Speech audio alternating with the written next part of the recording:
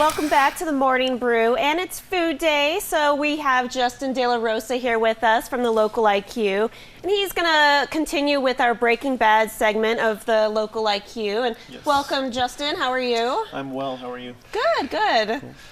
So, yeah, I mean, we have our Breaking Bad issue out right now, and it's huge. You know, it's everywhere. Yeah, it's everywhere, and you know, even AMC TV picked it up and all that. So. One part that we didn't quite include in it that I wanted to touch on is, of course, the restaurants. There are a lot of locations in Breaking Bad. Right. So Twisters. The Twisters in the South Valley, I guess they still get people wanting to know where Gus is. Yeah. Yeah. I mean, it's great to see, you know, like Twisters kind of transformed into Pollos Hermanos, and yeah, you know, every time I'm driving by, you just get that feeling of Breaking Bad, you know, like what's going on behind the doors. Have they used the doghouse a few times too? They used the doghouse just like in a couple montages.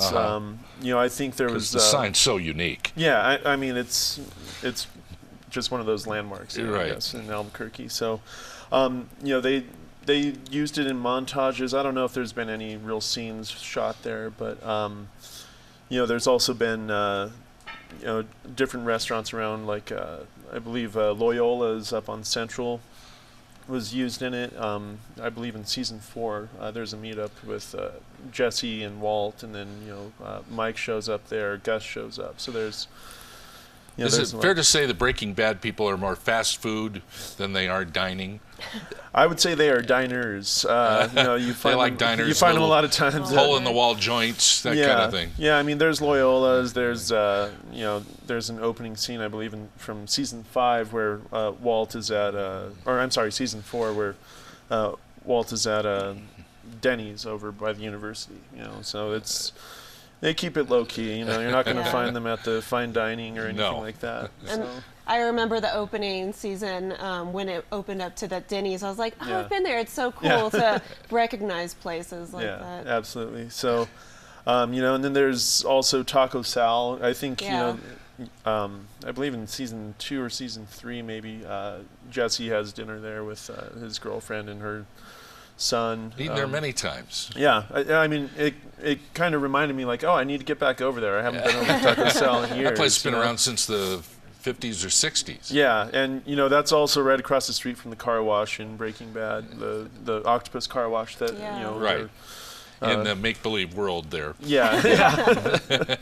So, and then also, you know, there's Venezia's Pizza is another one that they use. I don't know if you remember the episode where Walt brings the pizza to the house, and then you know, Skyler won't let him in, so he throws the pizza, and the pizza ends up. Yeah, it's a Venezia's Pizza. You know, when Jesse's having his crazy party at his house, and you know, everyone's there, he gives them money to go buy pizza, and they come back with a bunch of Venezias. So they continuously use Venezia's Pizza? Yeah, yeah. Oh, that's really cool. So, and then of course there's Java Joe's. Was it wasn't portrayed as a restaurant, but it you know, anytime, if you're a downtown person, you know that Java Joe's, you know, when you saw it in that first season where it was Tuco's headquarters with all the guys out front, you know, and then of course Walt has to go in and blow it up. So, so that was the end of that. Yeah. We're talking with Justin De La Rosa. Justin's the food correspondent for Local IQ magazine, and with us today here on the Morning Brew. We have a guest. Yes, we have Dave deWitt with us. Should we bring him in? I think we should. Let's get him in here. Dave deWitt is the impresario of the annual Fiery Food Show. Good to see you. And which just had its 25th year. Have a seat, Dave. Thank you. Thank you for coming.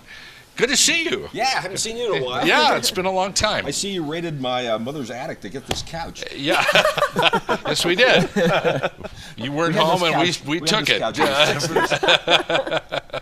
Hey, welcome to the show. Hey, I'm glad it's on the air. This is great. We've been talking about this for a long time. I've known you for a long time. And the Fiery Food Show is just a massive hit. Can you keep it going? Sure. Why not? Well, we've done it for 25 years. I think we can. I don't know whether I'll be around 25 years from now, but somebody will be, and we'll keep it going because it's a very popular show. We exceeded 20,000 attendance for the first time ever this particular year, and that's monumental, I think. And that's by clicker count. I mean, people clicking, not people with badges, only people who are buying tickets or standing in line to buy tickets. So it was accurate. They had about 4 or 5 Sandia employees dutifully counting everybody, so pretty accurate. It's always so packed. Like, you have to squeeze through to get in. And yeah, I know. No, I mean, that's a great all. thing. Yeah. So then you're eventually going to have to move to a bigger venue. So well, we'll see what happens. But I wanted to mention the UNM Writers Conference is April. About a month later, I'm doing another show at the Convention Center, and this is the Southwest Book Fiesta. And we're going to have about 200 exhibitors, including authors and publishers and all that. So it's sort of a follow-up to the that's conference. Kind of neat. Yeah. And we have David Morrell, who wrote the Rambo novels, coming in as one of our leads. And Ace Atkins, who's picked up the mantle of doing the Spencer books, and the late Robert B. Parker is going to be here too. So we have a lot of, and Deborah Madison and I are going to do a session on stage on Saturday about our cookbook authors, A Dying Breed. So that should be interesting because of the nature of the changing publishing world and all that. Yeah, of course, of course. Now, I'm curious. Obviously, you have a passion for chili with your collar. And yeah, sure. How did you get into it? Because I don't know the history of how it started. We had, I had done a book called The Fiery Cuisines in 1984, which is a pretty big hit. St. Martin's Press published it. And it was one of the first books that was a worldwide tour of hot and spicy foods.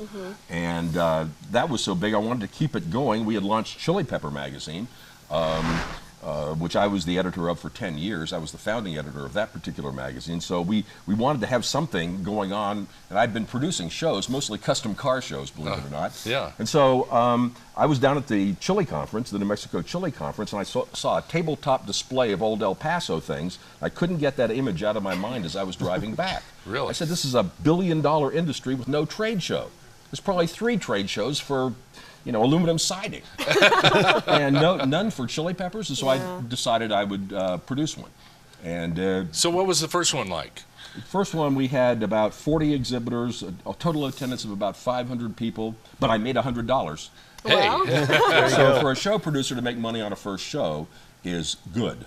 It gives you confidence for the future, and we kept it going. It was about 5 years before it got to be significant money. Fast forward to today, how many vendors did you just have? About 200.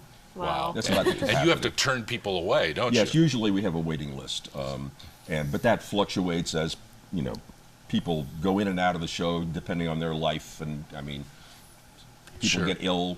Trees fall on people's cars and trucks. And all kinds of things happen in the spring, so it's kind of exciting. Now, are there some big names that were there that we might know? Well, Dr. Barbecue, Ray Lampe, is a big name in the world of barbecue, and I helped him launch his book writing career, and he's up to 7 books now. So he's doing real well. We brought him back to go up against Bill Milroy of the Texas Rib Rangers, a sort of a grill off, and Ray won. He won it fair and square. It was only about, I think less than 12 points separating the two of them, but it was a lot of fun on stage. Yeah, that's pretty neat. Yeah. Hey, Justin, we have some restaurants to talk about. Yeah. Absolutely. Can we run through a few? Let's show some images here on the Morning Brew and take a look at what we have. Where is this place? What is that? Java Joe's. Java Joe's, that iconic graffiti building, that little alley right there. And as I said earlier, it's in that first season of Breaking Bad, Tuco's headquarters. So, but that's probably one of my favorite breakfast burritos in town. So. It's kind of a hole-in-the-wall spot. Yeah. But it's so good. Their coffee is great. Here's Loyola's from Breaking Bad. Yeah, Loyola's up just a little bit east of the Nob Hill area, but it's a great breakfast spot. Nice little diner area, and they used it a couple times throughout season 4, I believe. So. Okay. And Dave, are you a Breaking Bad fan? Yeah, I've watched it a few times, and I do go to the Twisters down in the South Valley. It's about 2 minutes from my house. So. There you go. There you go. Now, this is the Twisters, but it's called Los Pollos Hermanos. Yes. Oh, yeah. All right. Yep, the notorious... Brother Chickens. Yeah, the chicken chain that Gus is running as the front for his whole business, but Yeah. like we know it as our spot to get a burrito, the disaster burrito. We have time for just a couple more here. Yeah. Let's show the next one. This is Taco Sal, of course. Yep. Oh, yeah. Iconic sign. Yeah. Hi, hon. Eubank. That's what she used to say. And Manal. Yeah. Taco Sal. Absolutely. Just nice old school restaurant, New Mexican food as its finest. Here's Venecia's. Yes, and that pizza from the roof, I would not recommend throwing your pizza on the roof, but if you're feeling a little, feeling Walter White, I guess, go ahead and give it a shot. A dramatic interlude. Dave, I'd love to have you back. We could talk chili all mornings.